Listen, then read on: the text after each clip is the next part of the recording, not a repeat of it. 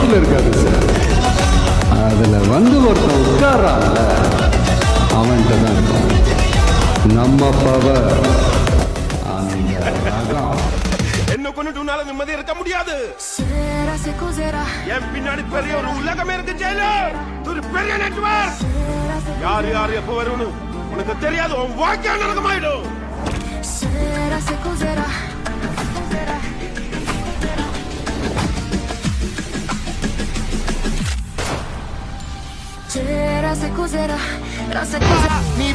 நீ வா வந்து தொட்டு பாருங்க.